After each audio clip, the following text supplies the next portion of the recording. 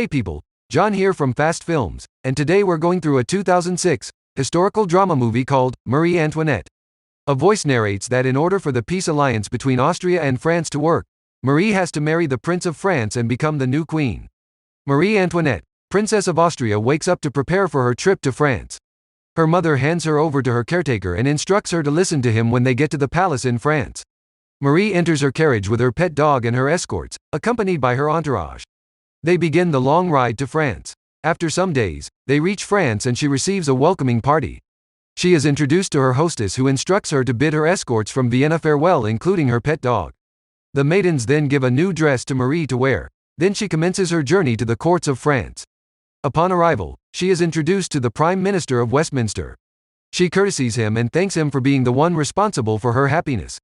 Together they meet the King of France, King Louis XV. The king welcomes her and introduces her to her fiancé, Louis XVI.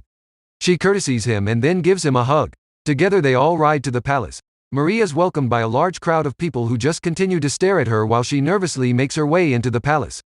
In the palace, she goes on a tour of the building and finally arrives at her room. In the next scene, Marie Antoinette arrives at the cathedral where she is to be married to Louis XVI. After the ceremony, they proceed to the wedding banquet where they have their first dance. They are applauded by everyone after the dance. The king makes a toast to the newlyweds and makes his expectations for an heir known to the couples. After the celebrations, Marie and Louis proceed to the castle. The marriage's first night ceremony is performed as the couples get into bed. The next morning, the king is informed that the marriage has not been taken place. Marie wakes up and is attended to by the maidens at the palace. She receives all the instructions concerning her privileges as the Countess of Dauphine.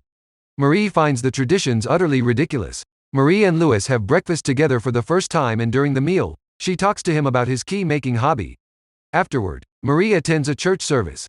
During the procession, Marie and her handmaiden make fun of an old woman in the church dozing off during the sermon. Marie and her handmaiden are cautioned by Marie's courtier Anne. Later that evening, the royal family members gather to have dinner, and they are joined by Madame du Barry. Marie asks Anne who du Barry was. She is then told that Jean is King Louis's mistress. Everyone at the table continues to gossip about Jean's uncouth behavior and how long they think Marie would last in her marriage. The next day, Marie's husband Louis goes on hunting. When he returns home, Marie tries to come closer to him, but he tells her that he is too tired. The next day, Marie meets Florimond. Florimond brings instructions from Marie's mother in Vienna to desist from riding horses because it could cause infertility. He also tells Marie that there are high expectations of her and that she needs to find a way to make her marriage successful with Louis XVI as soon as possible. Before Florimond takes his leave, he delivers a letter to Marie from her mother. In the letter, Marie's mother expresses her concern over Marie's inability to make her marriage work. She blames Marie for not being able to inspire passion in her husband and thus puts the alliance between Austria and France at risk. That night, Marie once again tries to come closer to him, but Louis XVI refuses and wishes her good night instead. The next day, Marie, Louis, and some of his friends gather to have drinks. In the next scene, Marie's mother writes to Marie warning her against the king's mistress du Barry. Marie continues to snob du Barry when they meet in public gatherings. This act earns her another reprimand from Florimond. Florimond tells her that not appreciating du Barry means that Marie is publicly criticizing the king's choices. Florimond encourages her to talk to du Barry in order for her to remain in the king's good graces. In the next scene, Marie and her husband Louis approach the king and du Barry. After bowing to the king, Marie says a few words to du Barry. The act is appreciated by both the king and du Barry. Meanwhile, Marie mentions to Louis that it would be the last time she ever speaks to du Barry. Later on, Florimond meets with Marie and discusses the crisis going on between Russia and Poland. He urges Marie that her mother relies on her to smooth over the crisis. Up next, Florimond meets with the king and the king assures Florimond that he has no plans to end the alliance between Austria and France. Louis also expresses worries over Marie and her husband's inability to come close to each other and copulates. King Louis asks Florimond to ask the doctor to come and check Marie and her husband. Marie Antoinette received another letter from her mother, who shares the news of Marie's siblings, as one of the siblings just had a child and the other is recently married. Marie's mother writes in her letter that it is her duty to make sure that the marriage is gonna work and that her position in the royal family is not solidified until she produces an heir. Later at night, Marie and Louis make an effort to come closer but give up on trying. At breakfast the next day, Marie and Louis receive news that Marie's brother-in-law just delivered a baby boy. Marie and Louis go to congratulate them. Although Marie is happy for them, she's also heartbroken and goes back to her room to cry. Marie totally forgets about her marriage's dilemma or having kids. She instead spends all her time shopping, eating junk food, partying, and gambling with her courtiers. Her friends suggest that they go to Paris for the master ball. Marie hesitates to say that the master ball is strictly by invitation. Her friend tells her that since it was the master ball, no one would know that they are there. They get on a carriage and head to Paris for the ball, wearing a mask to hide their identity. Marie and her courtiers have a great time at the ball, by dancing, singing, and drinking. Marie catches the eye of a young man at the ball. He approaches her and they have a short conversation. He introduces himself to her as Count Fersen, but when he asks to know who she is, she walks away. Marie and Louis arrive back at the palace and are informed that the king has fallen sick with smallpox.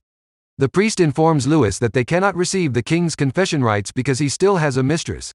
On his sickbed, King Louis writes a letter to Madame du Barry, breaking off his relationship with her. King Louis requests to see Madame du Barry, but he is told that she has left the palace. Some moments later, the announcement of the king's passing is made to Marie and her husband Louis.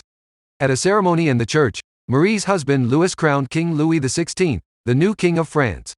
In the next scene, a party is thrown in honor of Queen Marie's birthday. They spend the night dancing, drinking, and gambling. King Louis pleads with Marie that they return to bed, but she tells him she would like them to watch the sunrise together. He declines her request and wishes her luck with her gambling. Marie and her friends take a run to the riverbank, where they all watch the sunrise. The next day, Marie takes a walk down the garden and suggests to the royal gardener that she would like to add some new trees to the garden. Florimond informs her that she has already spent 50,000 at that moment and that she has nothing left for charities. She tells him that she would ask King Louis for some more money. At a meeting with his advisors, King Louis is told that America is requesting help in their revolution. They inform him that assisting America would be a good way for France to send a strong message to Britain. King Louis asks them if France's finances can accommodate the request. The advisors tell Louis that taxes would have to be raised a little. King Louis sees that supporting America would make France look stronger in comparison to other European countries, so he instructs that funds would be sent to America. Later on, while taking piano lessons, Marie is informed that her brother Joseph has arrived at the palace. She gleefully goes to welcome him and they have tea together. Joseph cautions her about her choice of friends and gambling habits. He also tells her that he is going to have a talk with the young King Louis. Joseph successfully educates King Louis on how their marriage can work. King Louis and Marie copulate successfully. Marie conceives and gives birth to a baby girl named Princess Marie-Therese. The baby is taken away by the maids to be nursed despite Marie's wishes to nurse the child herself. King Louis presents Marie with the keys to the mansion for her personal use. Recuperating at her new mansion, Marie explores her passion for art and organizes a play where she acts and sings. King Louis XVI informs her of a welcome ball for France soldiers that went to assist in the American Revolution. Marie and her courtiers are excited to attend the ball. The Queen is introduced to the soldiers and she reunites with Count Fersen again. Up next, Marie and Count Fersen begin a romantic affair with each other, but after a while, Fersen has to go back to America. Marie becomes sad when Fersen leaves and asks King Louis to go to Paris with her. King Louis denies the request and this makes her sad. She leaves for her room and continues thinking of Fersen. At a meeting with his advisors, they complain to the king that sending troops to America is costing France a lot of money. King Louis decides to continue aiding America as a show of strength. Marie and her courtiers discuss rumors that have been spread about her by the French newspapers. Meanwhile, she decides to do something to help the hunger crisis in the country. In the next scene, Marie receives news of her mother's passing. Marie conceives and delivers a baby boy, the heir of France. Despite delivering an heir for France, French citizens continue to criticize her spending habits. The people of France begin to call her Madame Deficits. Marie begins to focus less on social life and begins to spend more time with family. Later on, the king and queen are informed that the Bastille fortress has been stormed by an angry mob. This prompts the advisors of the king to recommend that the princes and princesses should leave for a more secure location. Despite the recommendation that the king and queen vacate the palace for a safer place, they both decide to stay with each other in France. Queen Marie bid her friends and associates farewell as they left the palace courts. The king and queen are once again asked to leave the palace for a safer place, but they refuse. Later that night, the palace is stormed by an angry mob. They decide to immediately vacate the palace. Marie boldly comes to the balcony to address the angry mob. When the mob continues to yell angrily, she bows to them and they stop screaming for a while. Marie returns to join the king while the mob continues to yell angrily in the palace courts. The next morning, the king, queen, and their children vacated the palace and made their way to Tuileries. The last scene shows that the queen's room in the palace has been destroyed by the mob and the movie ends here. Thanks for watching, guys.